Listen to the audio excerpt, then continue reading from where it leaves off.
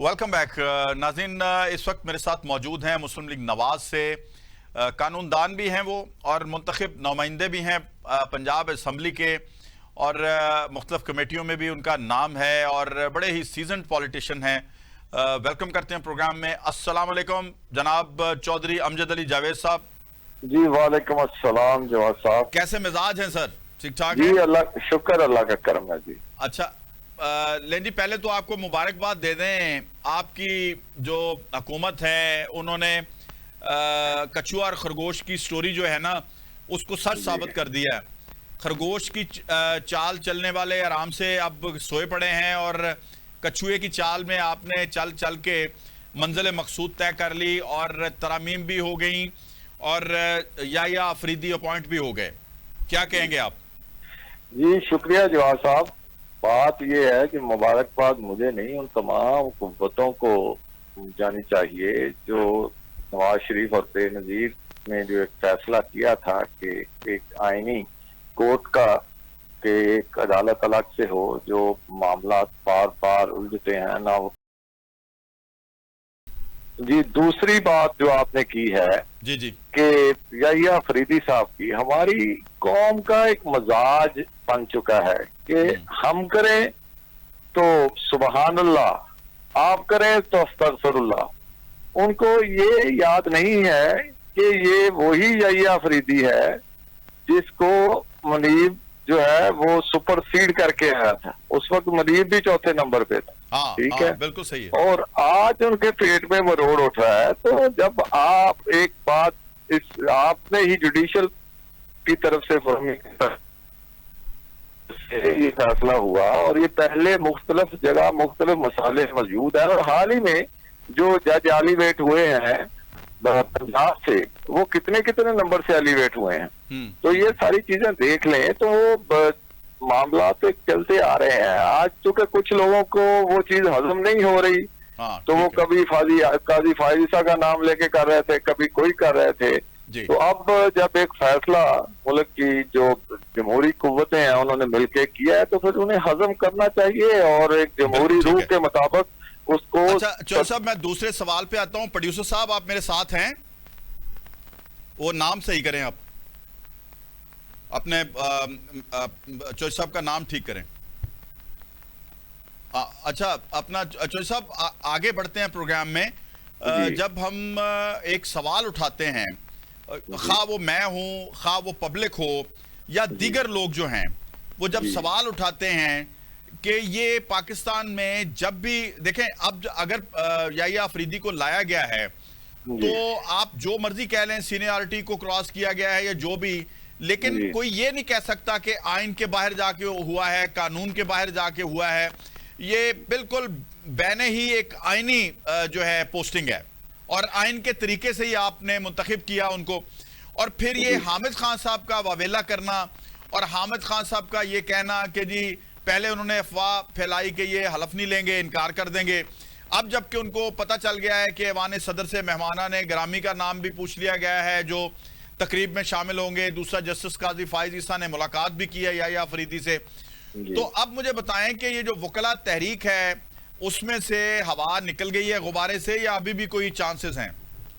देखें, ये वकला तहरीक कोई नहीं है। मैं खुद एक वकील हूँ और हाई कोर्ट बार का भी मेंबर हूँ और बाकी भी अहबाब सारा दिन हम बार में बैठे होते हैं। ये सियासत है।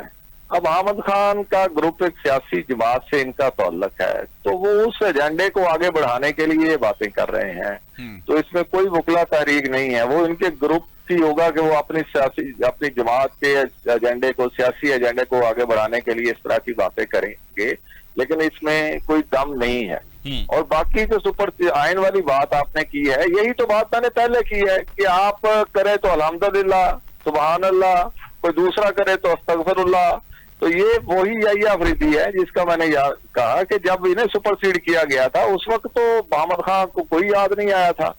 तो ये सारी बातें बस यही है कि खुद पे जब पड़ती है तो फिर बड़ा मुश्किल होता है उसको हजम करना। और आइन जो जिस अथॉरिटी है, पार्लियामेंट है, उसको अख्तियार है, उन्होंने वो नंबर पूरे किए हैं, तो वो नंबर पूरे करके एक तरमीम हुई है। आपको अगर वो इस वक्त आपके बारे में नहीं है या आपको पसंद नहीं है, उसका मतलब उसका कानूनी इख्तियार तो खत्म नहीं हो गया। कानूनी वजूद तो उसकी लीगलिटी वो तो अपनी जगह मौजूद है।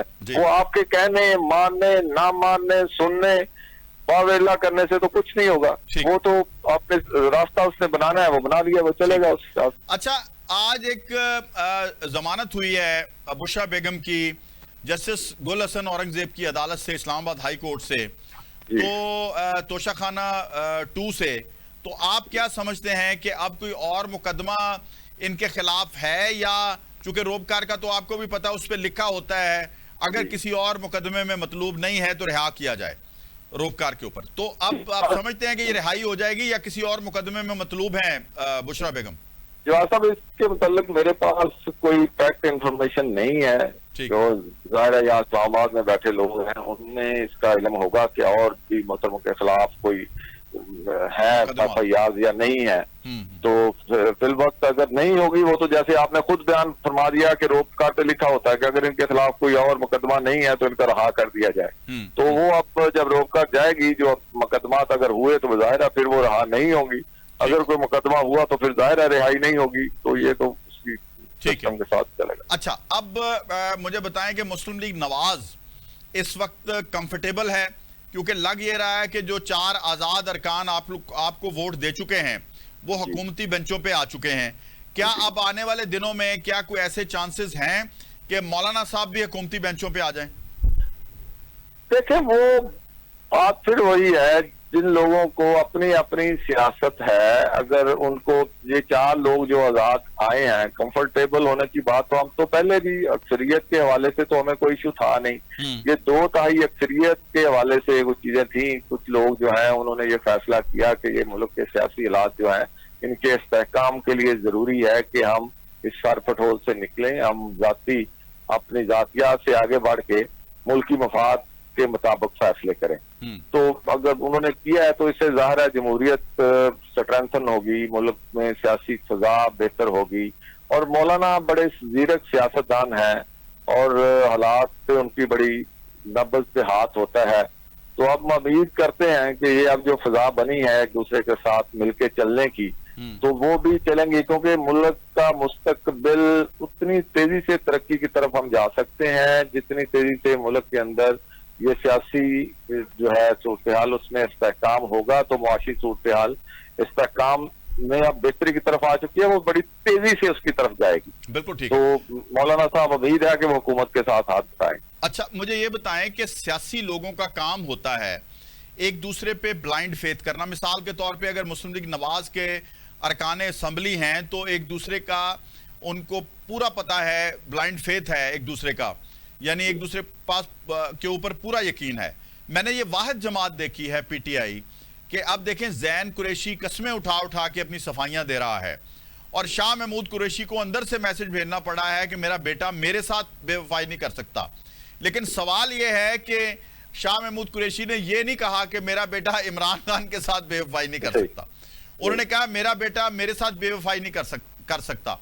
तो अब क्या लगता है, बुशरा बेगम अगर बाहर आ जाती हैं, शाह महमूद कुरैशी का भी सुना जा रहा है कि उनको भी जमानत दे दी जाएगी, तो कुछ ऐसा तो नहीं कि ये इमरान खान की पार्टी के अगेंस्ट को फॉरवर्ड ब्लॉक बनने जा रहा है उन्हीं की पार्टी के अंदर से?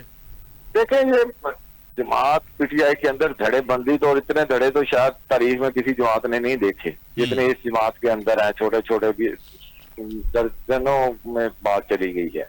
तो अब वो सिर्फ एक बात है कि आगे जो सूरत टिकटों की उस हवाले से वो लोग ब्लैकमेल हो रहे हैं, लेकिन वो कोई अंदर से कोई राजी नहीं है कि इस सूरत हाल से जो मुसलसल उन लोगों को इम्तिहान में डाला हुआ खान साहब ने अपने लिए कि मेरी रहाई हो, मैं इस चीज को प्रेशर के तौर पर इस्तेमाल करके आगे आऊं। लेकिन लोग अब उससे तंग आ चुके हैं, वो इसलिए अब आहिस्ता आहिस्ता उस शहर से निकलना चाहते हैं, आजाद होकर अपनी अगली सियासत करना चाहते हैं। तो वो, लेकिन ये वतीरा ये है कि जो शख्स जो है उनकी अपनी अंदर ग्रुपिंग की वजह से, जो दूसरा है वो मौके की तलाश में होते हैं कि वो कहीं छोटा मोटा आगे पीछे हुआ या कहीं हुआ तो वो उसको इतना मतून किया जाए कि उसको सियासत से निकाल के अपनी जगह बनाई जा सके। वो सारे आपस में एक दूसरे की टांगे खींचने में लगे हुए हैं।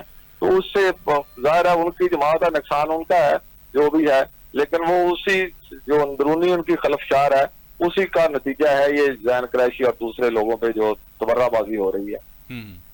अच्छा, ये जो कमेटी बनी थी जिसमें से जजेस का इंतखाब किया गया है, जजेस को उसमें से या अफरीदी का इंतखाब किया गया है, अब उसमें नॉमिनेट भी करा लिया गया अपने आप को पीटीआई की तरफ से, और फिर शामिल भी नहीं हुए, जबकि स्पीकर के साथ वादा भी किया, नाम भी दे दिए।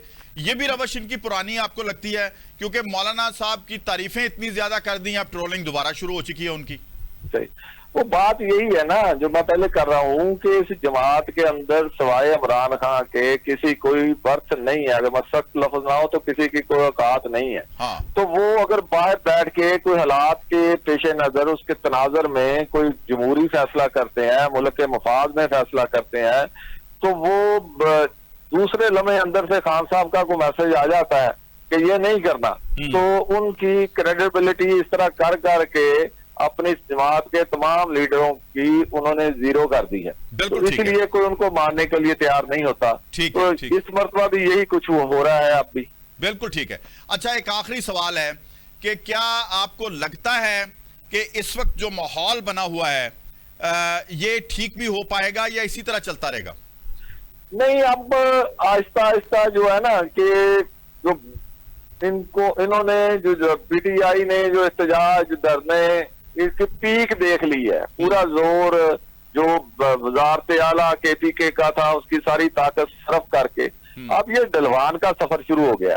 अब इसने नीचे ही आना है आहिस्ता आहिस्ता, ये करते रहने हैं इनके दाने जो है तस्वीर के। तो इससे अगर ये अपने आप को संभाल लेंगे, बेहतर कर लेंगे, उस कौमी धारे में आ जाएंगे, सियासी धारे में आ जाएंगे, तो फिर ये खुद भी बचे रहेंगे और अब सियासत भी कर सकेंगे। अगर इन्होंने रियासत से टकराव की ये पॉलिसी जारी रखी तो फिर उसका जो नतीजा निकलता है वो तो निकलेगा। बहुत बहुत शुक्रिया, बहुत बहुत शुक्रिया। चौधरी अमजद अली जावेद साहब मुस्लिम लीग नवाज से हमारे साथ मौजूद थे। नाज़रीन, आपने प्रोग्राम आज का देखा, हमने गुफ्तगू की। फैसला आपने करना है कि हम किस हद तक कामयाब हुए आज के सवालात के जवाब लेने में। आज के प्रोग्राम में मुझे और मेरी टीम को इजाजत दीजिए। आपसे आइंदा प्रोग्राम में मुलाकात होगी। अल्लाह हाफिज। पाकिस्तान जिंदाबाद।